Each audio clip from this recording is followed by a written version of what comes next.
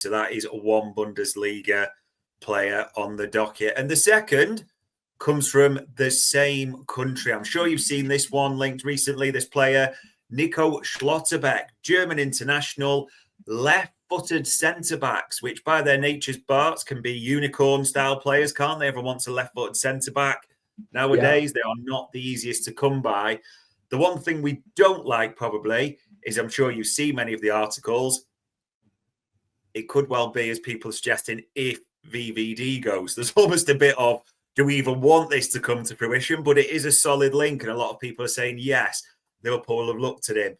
Some pedigree. I know Dortmund aren't going well at the moment, Barts, but asking price with 2 years left to go, suggesting him Dortmund's current plight could be around sort of £35 million, which isn't small, but it's definitely not big money for a centre-half as well. So I'm intrigued to see what these stats say about Schlotterbeck.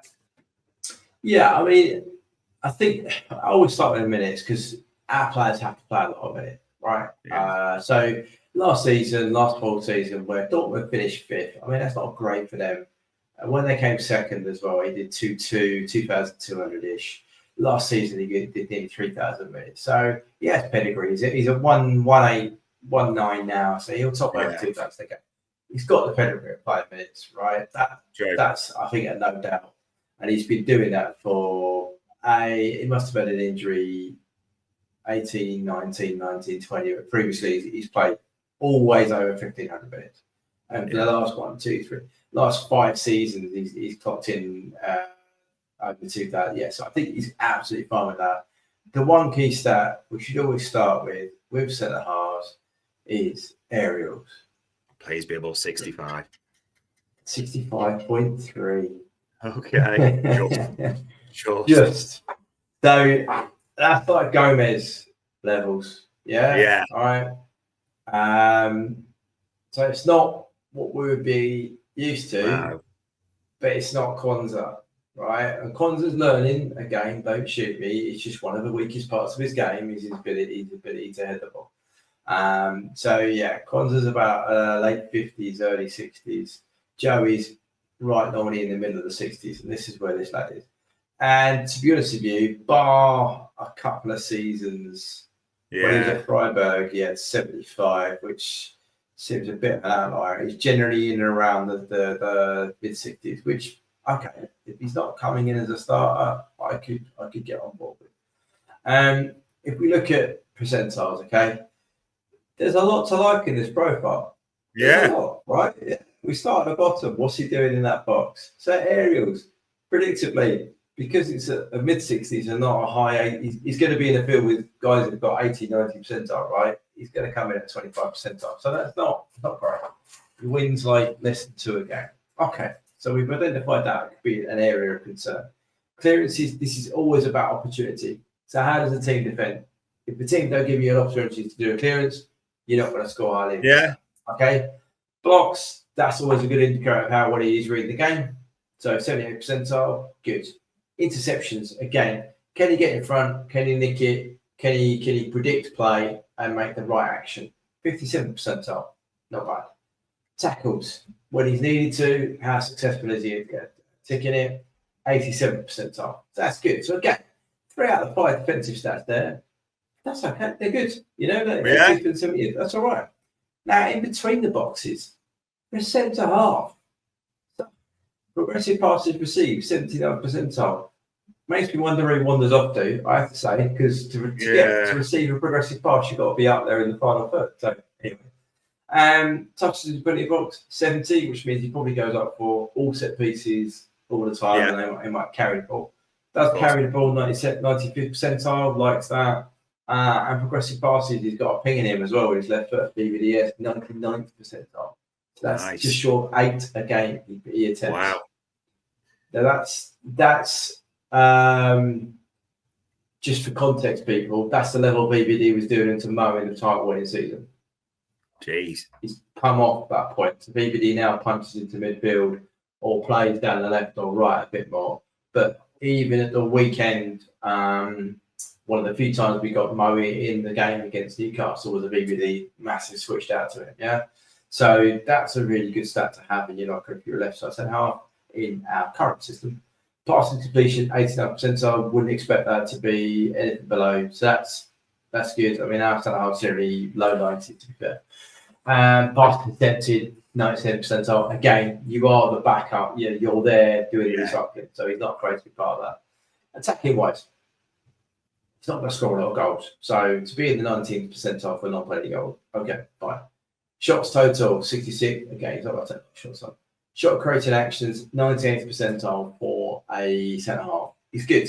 Okay. Yeah. So comparison, I put this up against Gomez because it's likely that Gomez is going to be the one that leaves, right? If we're all happy with it, we all ignore the contract signing situation and the rest of it. Gomez is the likely one to go, right? Is that fair? Yeah. Fair. So I've compared him with him. Gomez, as you can see, only outperforms this lad on progressive passes received, and that's largely because Gomez is probably our system allows for that a little bit. Okay, so Gomez does wander into midfield a bit. So there you go. Plays fullback sometimes as well, to be fair. He plays fullback at times, so that's different, right? Aerials one, as I've said, Gomez outperforms this lad. Okay, but otherwise, as you can see, this lad outperforms Gomez. So not a bad profile. If the news is to be believed, that's him versus Van Dijk. Okay. Different profile.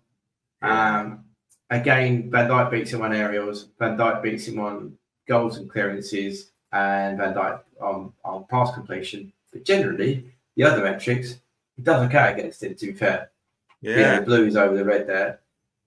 Bully tax will come into this. Remember, multiply by 0.85 and it brings the metric down a bit. All right. But still, there are some signs there. All right. But the big key one that we always say with centre halves, aerials in the Premier League is a huge thing, right? We did the lad at Bournemouth, right? And he was low 60s aerials. It's the same problem. The only way we solved our problem not being able to defend in the box is by buying players who could defend the ball away. So I would be really surprised if he's not looking at this going, right, okay, we'll get there. So that's some of the off-the-shelf stats. Some of the bits I've picked up here. He is involved in the recycling here, so he's in the U, which is good. What we want to see. Nice. He's not going to be involved in that much passing, but he generally has about five touches of passes every other minute. So good. This is pleasing for me. He's involved in three types of build level. So the low build, so that could be the switch. The medium, 5 to 10. So that's the kind of patient, go for it. And then the medium, so the next one up, which is 10 to 15, which is basically we've got the lead, we're going to recycle, right? So he's involved in all three phases to that. And that's for me, that's a good thing for him to be involved in. He's also, strangely, got some passes into zone 14 and half spaces, which again is pleasing, So for a centre half, it's something different. If we look at threat, how did he defend threat? So he only defended 55% of the threat he faced, so it's a little bit of a worry. Defensively off the ball in his area, so you're in left side. So that is for 16%. That's 20% of the defensive actions he would have done. So that's a good indication for them. Quite pleasing to be fair with that. So on off the ball, involved in play. Some surprising elements in terms of what he can do with the ball, in terms of operating in the different phases of their build, and also offering a pass into the key attacking zones that we normally aim for in a game. We look at how he is as an individual player. Dual rate of 50% is a little bit low, not going to lie to you. Aerials in this game are 75. That's all right. That's good. 10% of our APV. So of that team's APV. So there are some things to like. If you look at his overall wagon wheel, how was he doing? Bang on the money for all the metrics. So for a defensive average. So there are some things to. There are some positives, I'm not going to lie, but the aerials worry me. What's he like in terms of his speed? 32. That is That is quite some speed for a centre half. Nippy, yeah. That is nippy. General distance, that sort of, you wouldn't expect him to do a lot of that, and you're not expecting him to do a lot of high speed runs. But when he's asked to, he's hitting at very decent speed. So and the Buddy have got 90% pass completion. So that's a different colour. That's just for Bundesliga games. So there are some things to like about the Greek lad from Dortmund. This one though, Bart. I mean, as we're talking through there, and the comments are flying in, people. So thank you for sharing those. Helio Mattia saying, I've seen him many times. I'm a fan, but lately eyes open for Huijsen at Bournemouth. Huijsen only 19. Schlotterbeck will be 26 next season as well. Almost similar in certain ways, the way they profile, maybe in terms of good on the ball. Aerial, there's a bit of a question mark against it. And probably my favourite comment of today from Till Sheen, shout out, Dave could be a TV presenter. He's brilliant. I don't understand why I doesn't have more subs. I agree with you, Till Sheen. Not a wrong statement in there at all, my mate. But for this guy specifically, the pros are stark, as in there's a lot to that, and he's progressive, he's build up, he's involved in their attack. Dortmund trying, play good attacking football. He's got a ping on him, clearly. Left-footed, all that's good. The price point, because he'll have 2 years left to go in the summer, Bild especially suggesting it will be around sort of the 30 to 35 million mark. So if Gomez is going to go, it doesn't sound like the worst thing in the world for this boy and can play left and all that. I totally appreciate. But so that's maybe a consideration. If it's VVD going, this ain't the boy though, is it? No. This is 100%. Like, I mean, you give me a name, I'll look at it and I'll tell you whether I think you're nuts or not, and I'll look at the profile. But I did the profile for this, expecting him to be third choice to replace Gomez. If you'd said he's coming in to replace BBD, I said you're bonkers. That's night and day. And you'd have to, and I know I've already said this with a previous player, but without Van Dijk, the changes we would have to make to our defensive setup are massive. And this is not a guy you go and do that for. Right? He's rapid, yes, fine, but the aerial ability is huge. That's a huge factor in how we dominate Premier League games. And a future stat show we've got coming up on defenders will show you exactly how that metric with Van Dijk does not really change the relevant of partner. And that's a really important point for our team. And it's the fundamental moment in time in our recent history changed when Van Dijk signed, because we stopped being weak headers at the bottom.